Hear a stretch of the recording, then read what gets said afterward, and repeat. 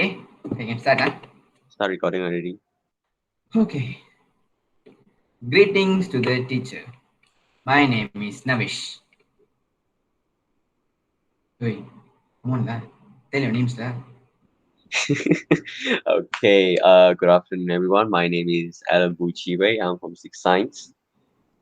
Good afternoon. I'm Kubendran. I'm from also 6S1. Okay, so today the topic we got is urban planning is impacting Mother Nature. Mother Nature is dying. So, what's the definition of urban planning? Urban planning, also known as regional planning, town planning, city planning, or rural planning, is a technical and political process that is focused on the development and design of a land use and the built environment. So, what is the history of urban planning? Evidence of planning has been unearthed in the ruins of great cities in China, India, Egypt, Asia Minor, the Mediterranean world, and South and Central America. Early examples of efforts toward planned urban development include orderly street systems that are rectilinear and sometimes radial, division of a city into specialized functional quarters, development of a commanding central sites for places, temples, and civic buildings, and advanced systems of fortification, water supply, and drainage. So, Ellen, please show the example of urban planning. Yes, thank you. So, Ellen, what is the programs uh, for urban planning? Okay, so we have three programs for to solve the urban planning issue. The first program is National River Conservation from India, which just started last year at 2020. And the second program is the 25-year Environment Plan from UK, which started in 2018. And the third program is United Nations Environment Programming, UNEP, which established in 1972 by the UN, which is United Nations.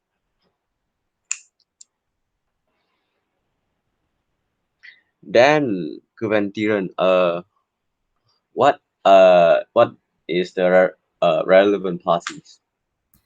So for the relevant parties, they are government and also non-government.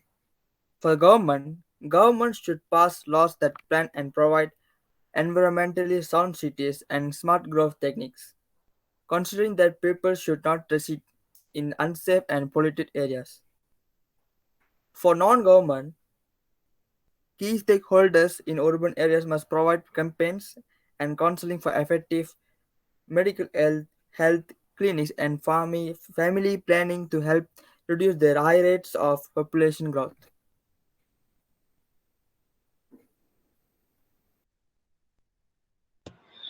So now I'd like to share three statistics that was related to our main topic.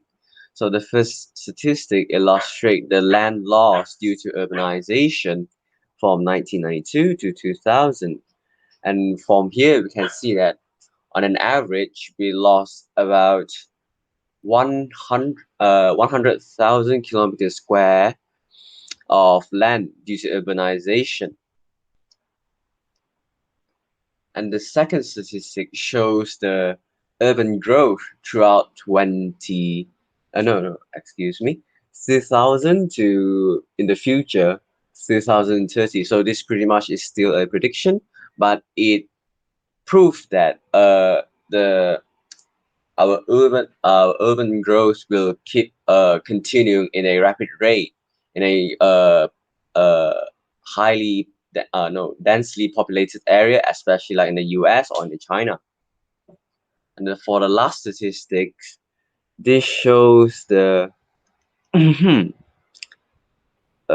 regional urban land loss. This kind of like the first statistic, but this is more specific. It highlighted that Asia has the most land loss throughout the year. This is due to our large population, especially China. We have quite a lot of people in there. I believe around like few billions. I forgot. I think around like 10 billion. I don't think so, but maybe more than that.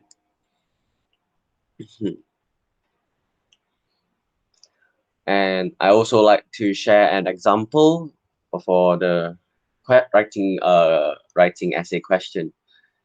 So the question is, you attended a talk by well-known speaker from the World Wildlife Fund for the Nature Organization, which is WWF, which has recently organized by your school. The following comment was made by the speaker.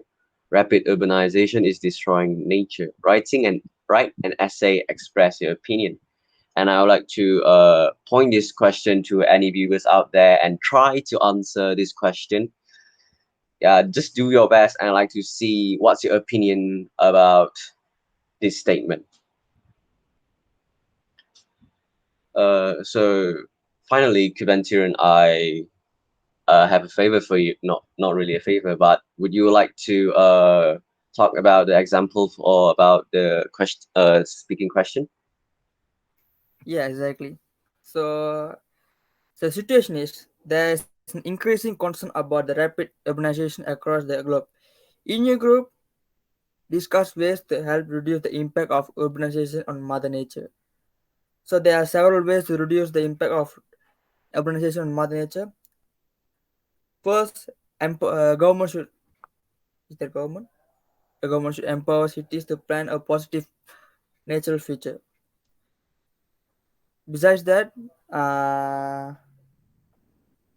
can government can create a convention on biological diversity for the urban century, and also can integrate the local governments in national planning from the start.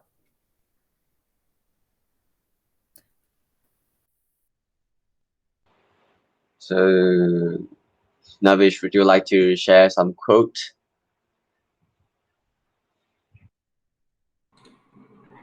Coach. Yeah, So, quote.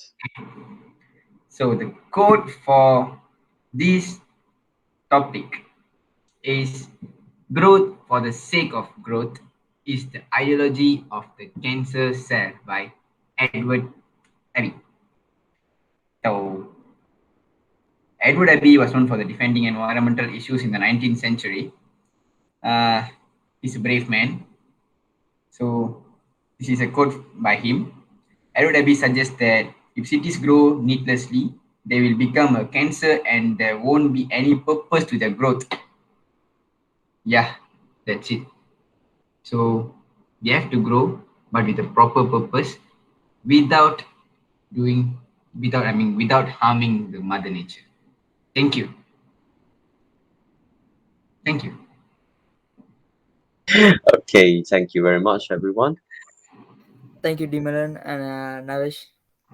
Okay. Sorry, my name is not Dimalan. Apology, the meat is Dimalan. Thank you, Alan and Navish. Okay. Okay. Mhm. And as always, stay safe out there. Have a good day.